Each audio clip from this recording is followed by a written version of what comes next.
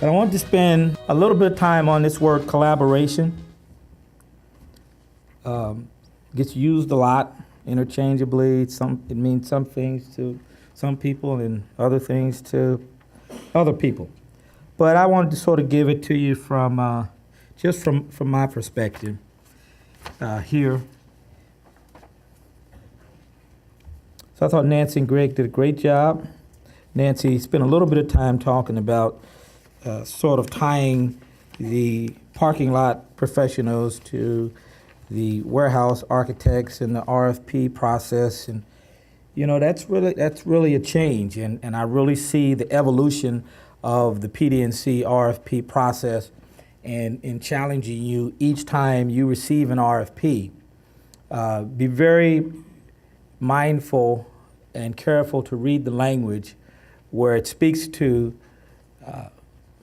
inclusion of minorities and women, as well as the professional workforce side, because it speaks to both, not just the MWBE, at least the language that I put in there the other night. Did you get a chance to read that, Nancy? No. The language I put in there the other night. So really, it speaks to both of those. So the word collaboration, and then I get to the next slide here, means to work jointly with others or together, especially in an intellectual endeavor. And I've had the unique experience of just various types of collaborations and partnerships internally and externally. I'm one that believes that we have clients both internal and external. Clients are not just external, being end users, owners, et cetera, but the folks that we use as resources inside of our organizations, I see them as clients as well, because I have to deliver for them as well as the external clients. So collaboration is very, very broad. I wanted to start with a definition. To cooperate with an agency or instrumentality to which one is not immediately connected. And so sometimes we're working with firms and other organizations and partners who are not directly part of our organization, but we still have to understand what that word means. So I went to the first photograph that gave me an inclination of what I liked about collaboration. Right, this was the Missouri Baptist Medical Center. You may hear me refer to it quite often, possibly because it was the last project that I did when I was at BJC. But it was very unique in that it was a collaboration between 6 different organizations under an integrated project delivery method. But the word collaboration is what's important, not the delivery method. And what this photograph, this is really a sampling of the team. I mean, a sampling, maybe even a third of what the entire project team represented. This was who was able to attend the topping out ceremony that we had in 2011. But what's unique about it to me is that as I look across from one end to the other, there are end users there from Missouri Baptist Medical Center, various departments. There marketing and PR, and of course we had planning, design, and construction. We had our integrated product delivery team members, HOK, KJWW, Clayco, Sachs, and Murphy, and of course our team. So this was our team. And so when I think about collaboration in its truest sense and how we implemented it, I thought of process, communication, accountability, and responsiveness. Words that sometimes get lost in the shuffle of fees and billing, and profits and staff and egos. But these were the words that were sort of in the forefront of my mind for 3 years as we delivered this project. And we were very successful in incorporating these words into our process. This is just an image of it. That was an image just of the West Pavilion, 36-month project. To the west there, to my left, is the garage, 355 cars, with the Clinical Learning Nursing Institute on top, which was actually done by Forum Studios. So David is here representing. So we had this conglomerate of people where we had to get this thing done while everything stayed open in the hospital. Everything stayed operational, from parking, logistics, and taking down. We raised both parking lots about 25 feet. It's a big soldier wall there along the. Well, we're not going to get into that, but it was very complicated. It was funded through 4 different sources, 4 different EAs, in which we had to manage. And I remember being told at the beginning, when they put me on this project, they said, "You own the budget. You own it." Well, I had to take ownership of it. And with the team that we had, it was unbelievable, the results that we achieved. And from a design side, many times there are communication conflicts between your architect, your engineers, your owner, and your contractor. And historically, with this litigious industry that we're in, sometimes people are deliberately less communicative than they are because the plausible deniability thing but we didn't have that. I remember specifically the collaboration between myself, because I represented the owner, and HOK, which was Michael Toma. Many times Mike and I were in a room or on the phone, and sometimes we argued, but there was never a time that we didn't resolve it. Not one time that we didn't resolve it amicably. Am I right, Mike?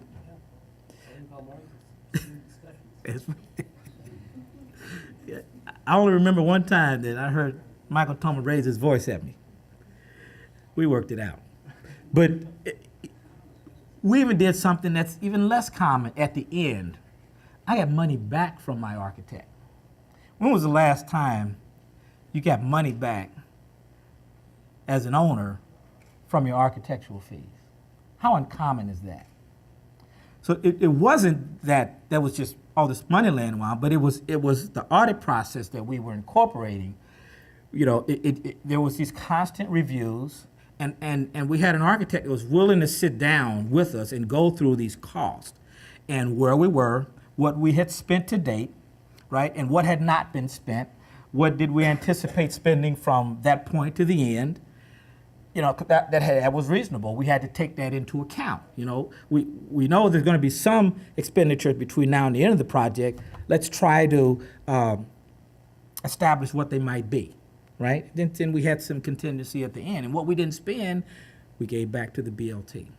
And that was partnering. That was collaboration versus just saying, I'm going to take this billing, this fee, and bill you 1/12 or 1/36 until we get to the end of the 36 months.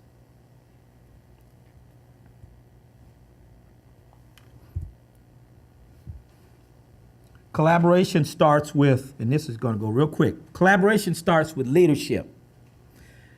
I see everyone in here as a leader in some respects. Some will lead a team, some will lead a firm, some you might just be leading yourself. But you are a leader. Some of you dreamed you were a leader last night. Somebody told you were a leader. You were a leader yesterday. But some of us actually are. The thing of it is, sometimes you can't tell. I measure leadership by results. I don't measure leadership by a title. I don't. I never have. The power of a leader, as my research told me, true leaders are not those who strive to be first, but those who are first to strive and who give their all for the success of the team. Right? Team. True leaders are first to see the need, envision the plan, and empower the team. Right? See the need, envision the plan, and empower the team. Do you empower your team? Ask yourself that for action. By the strength of the leader's commitment, the power of the team is unleashed. the power of the team is unleashed.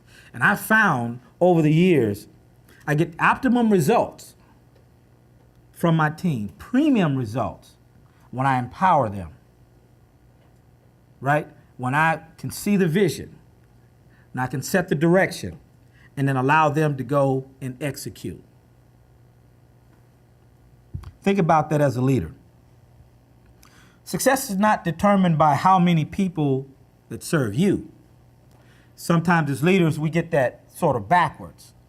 We measure ourselves and our success and our leadership based on how many people that we think serve us. If you think of it that way, that's completely backwards. How many people do you serve? Ask yourself that question right now. How many people do you serve? I found that when I serve my team and they see my undying commitment to get something done, part of my problem is I'm a perfectionist, but as some would say, a 2%er. But they have to see you. When they see that you're there after hours, when they see that you're there early in the morning, when they get an email from you 11 o'clock, 12 o'clock at night, you know, what message is that sending other than that you may be a workaholic, but that's another story, right? But your commitment to getting things done, right? Serving your team. 3 key initial strategies for project success. I just thought this and I just dropped this stuff in here, so it's coming right out of my mind. So don't try to look it up because you won't find it. But you will have a copy of this. So to avoid misunderstandings, and I used to say this in our IPD meetings when it was 30 of us and there was an issue, and 99% of the time it was a communication gap.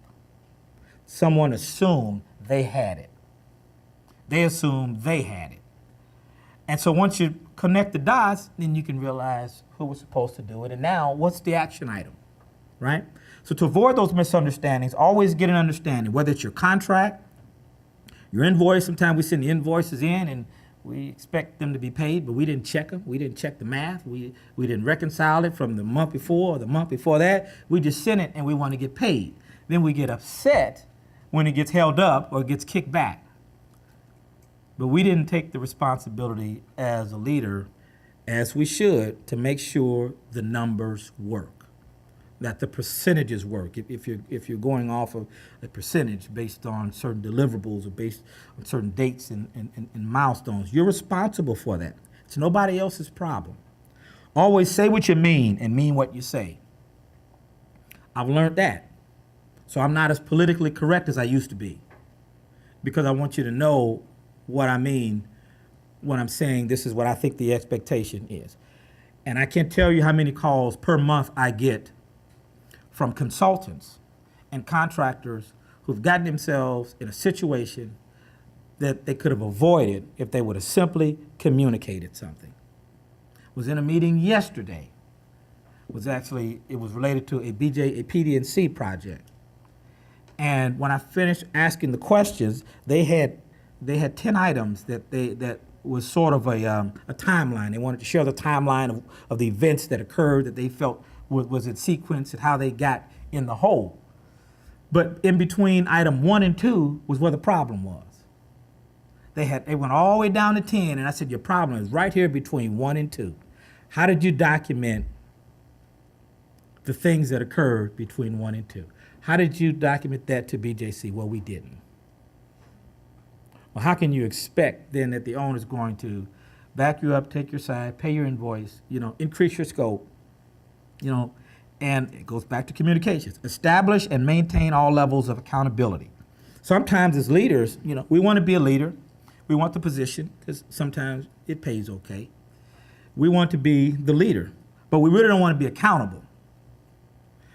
There's a difference in being a leader. I hate the word boss.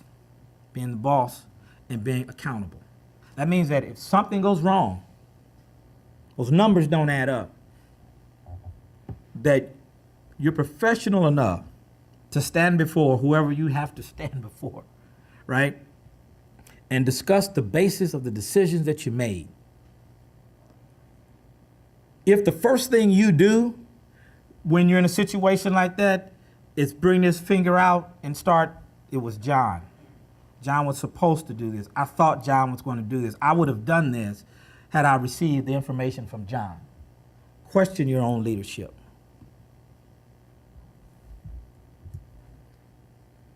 Does teamwork really matter? I have an article, and each of you who got, well, everybody should have received a copy of the presentation, but in with that was this article that I just found very interesting.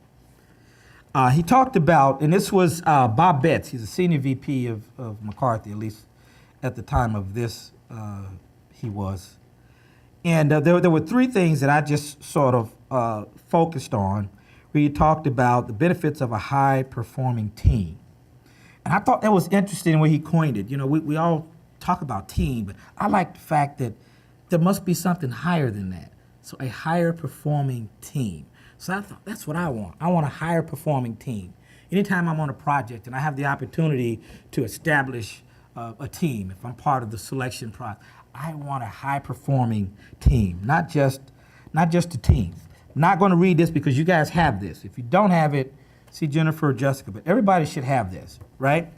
So read the benefits of a high-performing team. And it says real quickly here, high-performance team serves as a means to break down silos, right? The way we always do business. Break down the silos. We're here to protect only the company that we represent, and everybody else, you're on your own, and if you screw up, you own it, you're at risk for it. Create horizontal competence in teams. Unify disparate groups within the various organizations that you have to partner with, and focus on the project success first. And that's always something, you know, how many people can focus on the project success first? Because we live in a society that's profit driven. It is, and it's just the nature of the industry, or the whole global economy. You know, profits and fees and minimizing our G&A expenses, because at the end of the year, you know, what are you declaring, right, as profits? Because all that goes into whether or not there's any bonus structure, if you have any incentive programs in place, and all of that. And sometimes what gets lost in the shuffle is the project first. I also saw where he talked about aligning team thinking, and I don't know that I had ever seen it mentioned this way, but he had level 1 thinking, level 2 thinking, and level 3 thinking. So it says, before embarking on high-performance teaming for a given project, the attitudes of project participants are assessed to understand their current state and to implement steps that help to enable individuals achieve level 3 thinking, identified as follows. I'm not going to read all three. Is there anybody that don't have this? Because I want to make sure, okay, if we got any extras, Jessica, make sure, I want to make sure you guys read this. I'm just going to hit level 1 real quick.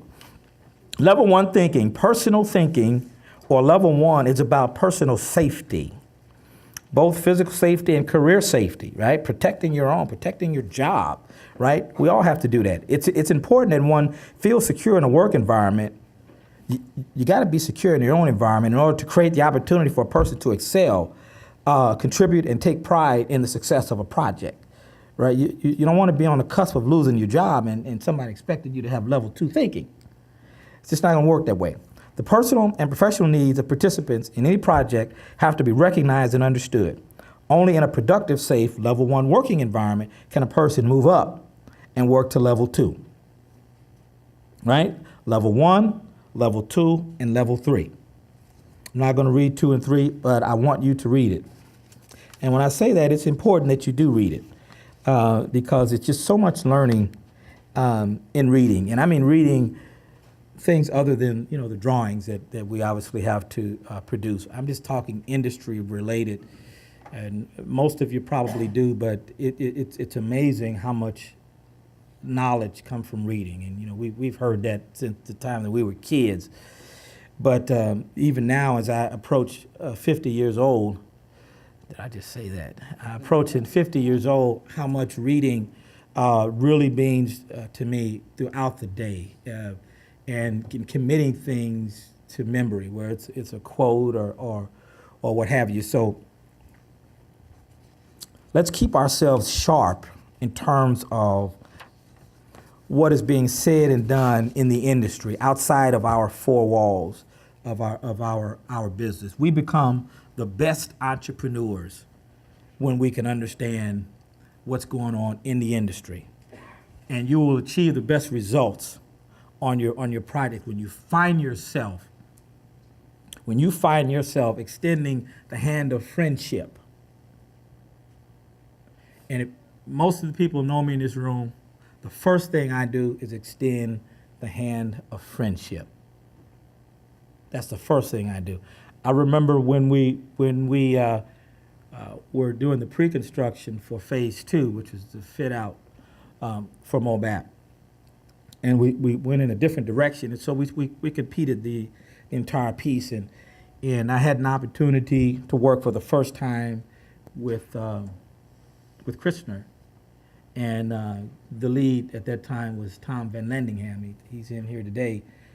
And the first thing I remember doing was extending a hand of friendship. And I think Tom can attest to my individual approach to managing and partnering, and that if you don't establish that up front, you'll never get the performance level that you really want to get out of your architect or out of your engineer or out of your contractor or out of your team. I found that people will go to the end of the earth for you, literally. They would go to the end of the earth for you when you're the right type of leader, and they believe you're going to be with them 7 days a week and twice on Sunday. When they believe that you're going to be in their corner for that, they will go. And that's the one thing I can always rely on as a leader, is getting that performance out of my team. Communication, a couple slides on communication, and then I'm done. Collaboration failure occurs as a result of poor design management and pre-construction. Design and construction scope creep. If you've ever been on a project with me, you know that's one thing I hate, is design and construction scope creep. Overall, insufficient project planning. Lack of leadership. There it is. Lack of clear management direction and involvement. Sometimes leaders step in and they step out so fast, the team really has no clue what they really expect out of them. It's let's just do it the way we've done the other ones.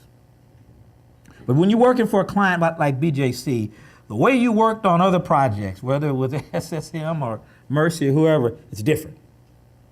And everybody here knows that, but I thought I'd say it anyway. Mismanagement of expectations and lack of corrective action. You know, when you're a leader, sometimes you have to engage in that negative reinforcement.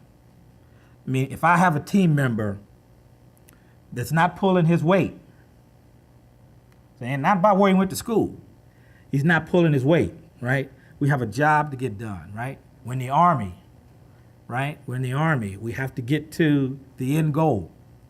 They become baggage. And in my mind, that's a casualty of war. I have to leave you behind. But sometimes we can't do that as leaders because A, they're friends of ours. In some cases, they're family members. You know, co-workers we've been with for a long time. And it's not politically correct to do that. But that project first thinking always brings you back to, what decisions do I need to make? And if I make the wrong decisions, how will my project be impacted? All of these are functions of poor communication. So, a few industry statistics. A study found that on average, 4 out of 5 projects that are communicated with sufficient clarity and detail in the language of the audience meet their original business goals and intent, compared to just over half of projects when communications are not sufficiently clear in detail. Which half are you in? For companies engaged in large-scale complex projects, insufficient levels of communication can mean the difference between profitability and a crippling loss. And in the case of Missouri Baptist Medical Center, I think phase one was $72 million. That's the number that we went to sleep every night. Right, Nancy? Every night, $72 million. Right? And how do we stay at $72 million? Not $1 over. And so not only did we stay within it, but we gave them money back. Despite the risks, many design and construction companies admit that they're currently not placing adequate importance on effectively communicating critical project information. Why is that? As a result, projects are failing with seemingly regularity across the board. So you see how important this whole communication piece is. KPMG is a national research company. I was looking at their 2013 construction survey a month or so ago, and I pulled out, it said, although engineering and construction industry has made great strides in managing risk, 77% of the respondents to this report reported underperforming projects due primarily to delays, poor estimating, pre-construction, right, and failed communication processes. So there's clearly enough data to tell us that there's still a problem, right? And communication to me goes up to leadership, not at the project engineer level or project assistant level. It goes up to leadership. I think I may have one more slide after this. So as leaders, how do we employ strategies to mitigate our risk of project failure? Regardless of what your role is on a project, prime, second tier, third tier, trade, architect, engineer, define your delivery process. Define your delivery process. Establish clear team and individual expectations, right? Some of this will sound redundant, but you find so many people don't do it. Engage in corrective action. Be consistent and follow up with effective communication. All these words I've already mentioned, right? But you can take this slide and stick it on your wall. You got these 4 bullet points. Are you engaging in these every day? What are the takeaways? And I'm done. Predicting your success. You heard me talk about there are things that I believe you can do to predict the success of your project. I think during the years I was at BJC, I may have done 30 to 35 projects. I sort of lose count, but somewhere between 30 and 35. I gave money back on every one. The first one I ever did that we gave money back was the emergency department addition we did down at Parkland Health Center down in Farmington. The architect for that job is here, Stephen Fielder. So all these architects that I've worked with, every last one of them will tell you. Am I right, Stephen? It will tell you, if you manage it well, you communicate with your team, the results are there for the taking. They are there for the taking.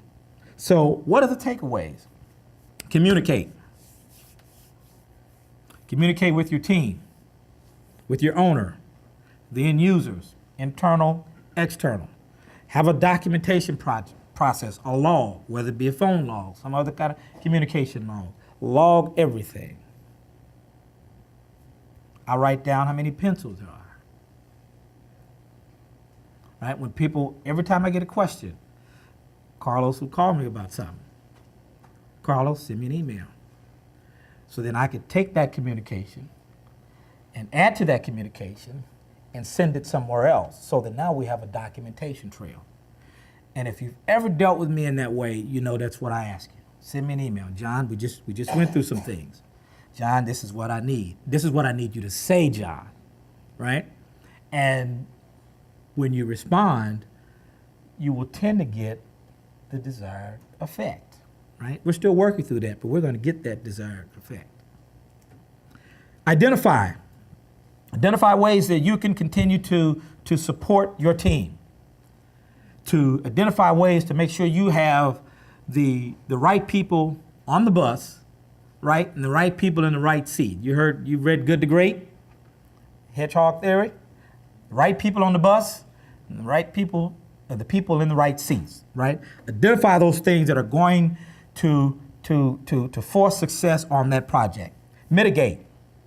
Know what your contingencies are. Have some contingencies, whether it be schedule related, scope related, budget related. What happens when something goes wrong? Always be prepared. That's what mitigating is. Establish. Establish the goals, responsibilities, right? Establish an understanding, not just with your team, but whoever is contracting or engaging your firm. The worst thing you could do is argue about money in the middle of a project, or because there was some scope that wasn't clear that started out in your proposal.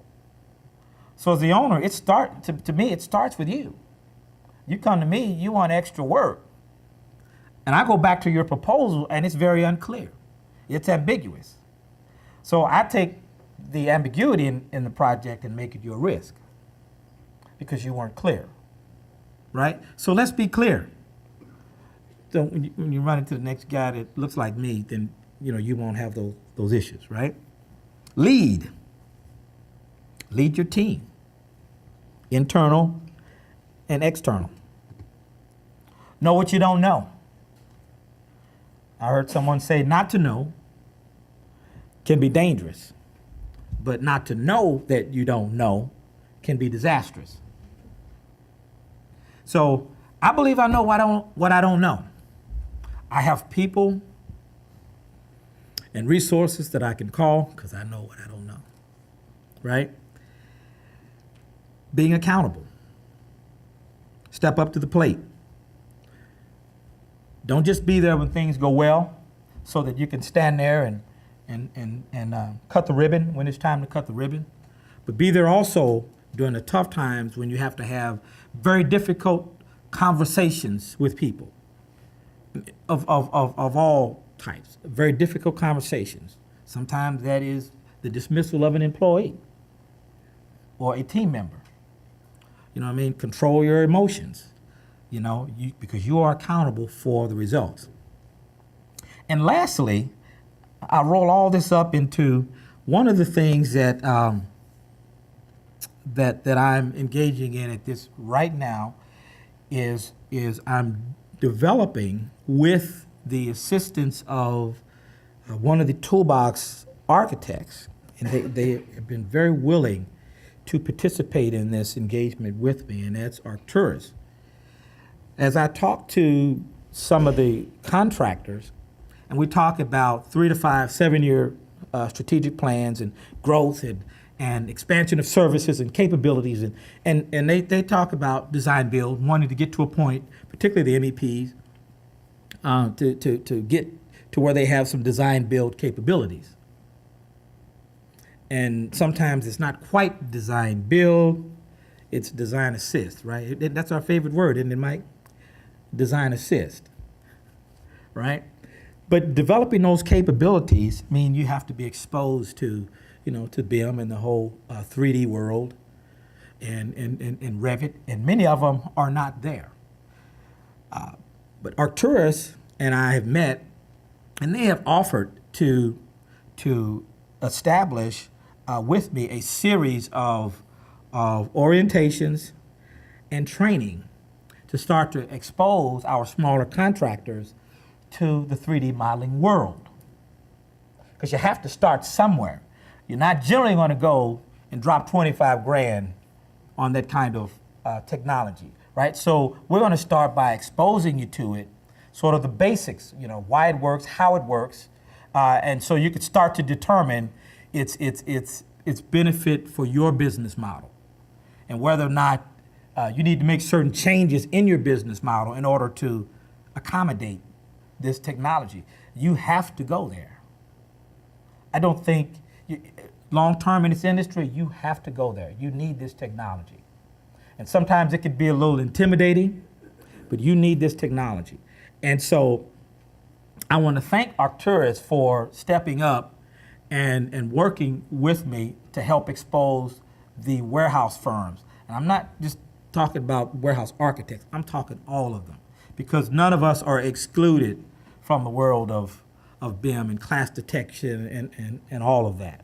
So we're going to be working toward that, and you will hear some things about that in the future. But it's all an effort to do nothing but expose, right, educate, and train. That's all it's meant to do. So with that being said, our next class is in September. And what I want to be able to do before you guys get out here, if there's someone that you haven't went and met and talked to, it's 10:15. I'm about 12 minutes over my schedule. I don't like to be behind schedule at all. Take a moment to make sure that you see the person you need to see, get their card, and you've got my phone number, Jennifer and Jessica. If you need to talk to me about anything, let's get it going. Stay strong, my friends. Thank you.